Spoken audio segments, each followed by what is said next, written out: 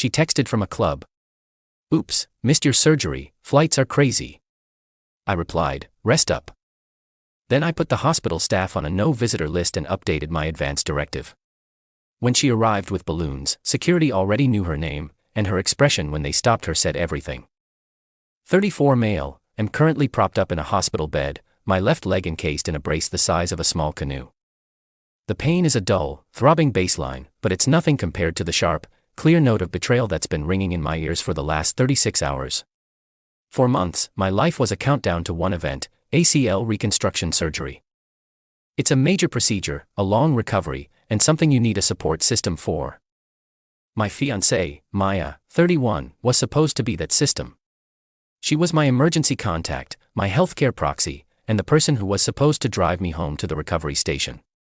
We'd set up in our apartment. She had a critical work trip for 3 days before the surgery, but she swore she'd be back. Her flight was scheduled to land the night before my 7 a.m. hospital check-in. She would be there. She promised. At 3:12 a.m. on the morning of my surgery, my phone buzzed. It was a text from Maya. Maya, babe, flights are crazy. So sorry, flight got cancelled, won't make it for your surgery. Oops, thinking of you though. Rest up. My blood went cold. Oops. The dismissiveness was a slap in the face.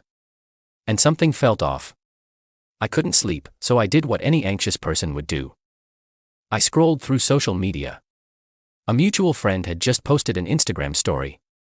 It was a noisy flashing video from a club in the city Maya was visiting.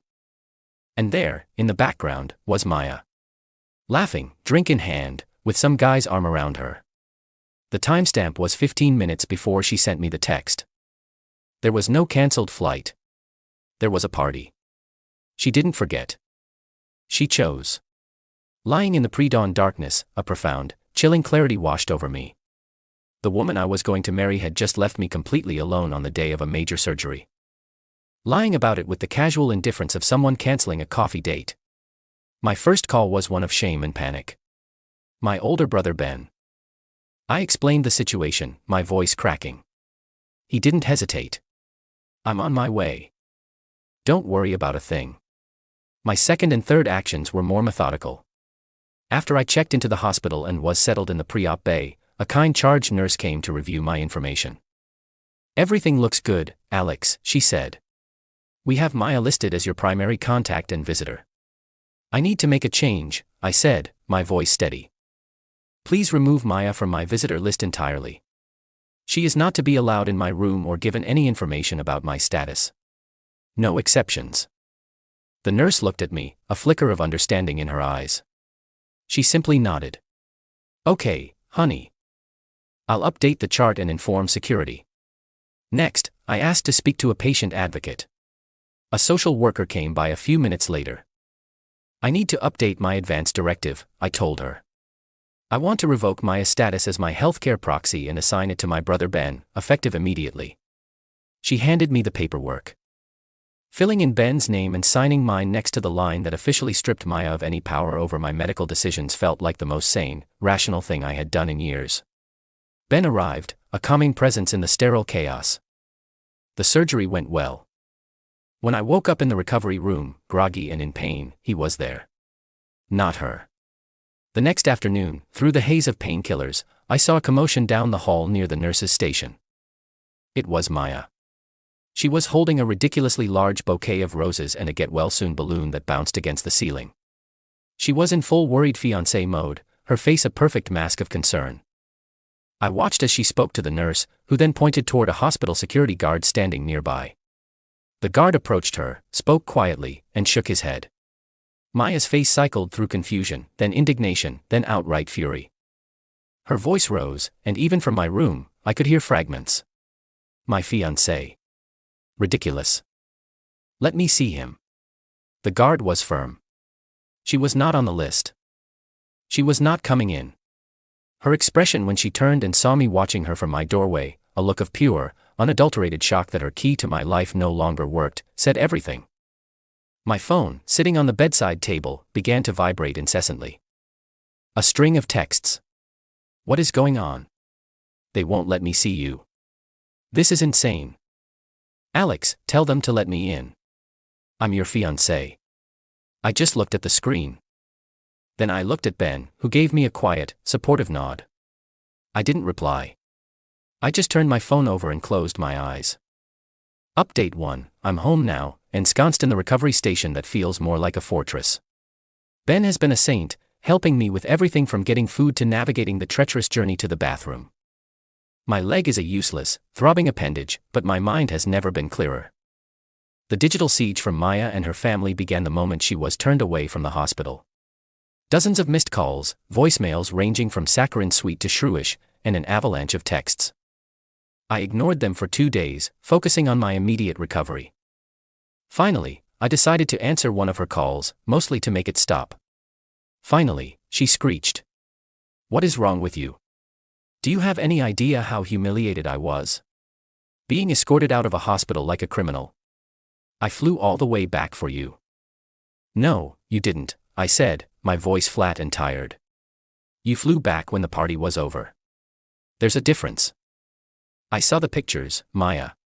It was a work dinner. My boss made us go. You're twisting things to be cruel, she fired back, the lie coming so easily to her. And my flight was cancelled. I had to rebook. You're punishing me for something that wasn't my fault. It doesn't matter anymore, I said. I was alone when I needed you. I made new arrangements. Ben is my proxy now. You're not welcome here. You can't do that, she shrieked. We live together. We're getting married. We have thousands of dollars in non-refundable deposits. Are you just going to throw all that away over a misunderstanding? Her immediate pivot to the money was telling. Not, I'm so sorry I hurt you. Not, how is your knee? It was about the financial fallout, the inconvenience to her.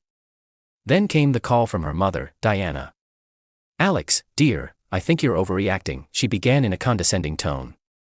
Maya is distraught. She made a small mistake. You're a man, you're supposed to be strong and forgive. To abandon her when she's so upset, it's just not right. The audacity was stunning. I was the one who had surgery. And she was the one who needed support. Diana, with all due respect, your daughter abandoned me. The conversation is over. I hung up. The next dirty trick was an attempt to bypass me entirely. I got a text from one of her friends, Qley. Hey Alex, Maya's super worried about a big project on her work laptop. She asked if I could swing by and grab it for her. I have a key. I knew for a fact that Maya had taken her work laptop with her. This was a reconnaissance mission, an attempt to get an agent inside the apartment. Ben handled it. He waited by the door, and when Qley showed up, he politely but firmly blocked her path. Sorry, he said. Alex isn't having visitors. If Maya needs anything, she can schedule a time with me to come and pack her belongings under my supervision. This, of course, led to another furious call from Maya. You're treating me like a thief. Having your brother guard my own home against me. It's my home, Maya. You're no longer on the lease. And yes, you need a chaperone. Your trust score is 0. As for the wedding, I spent an entire afternoon on the phone, methodically dismantling the future she had torched. I called the caterer, the photographer, the venue. I explained that the wedding was off. As she had so helpfully pointed out, many of the deposits were non-refundable. Total loss was around $8,000. I ate it. It was the price of my freedom. After the calls, I sent her a single, final email. The subject was canceled contracts. In it, I attached a spreadsheet. It listed every vendor, the date I had canceled, the total deposit amount, and the amount that was non-refundable. I highlighted the total loss. At the bottom, I wrote, "This is the financial consequence of your trip. As I have paid all of these deposits myself, I will not be seeking your half. Consider it a parting gift. All future communication regarding the removal of your belongings from my apartment must be directed to Ben. Do not contact me again." I blocked her number. I blocked her mother. I blocked her on all social media. The silence that followed was the best medicine I've had all week. Update 2. The day of the move-out arrived like a storm front. Ben, ever the stoic guardian, was here to supervise. I was parked in my recovery station, a comfortable recliner I'd bought specifically for this period, with a custom swing arm table for my laptop and essentials. It was my command center. It was also, unfortunately, in the living room where the main event was to take place.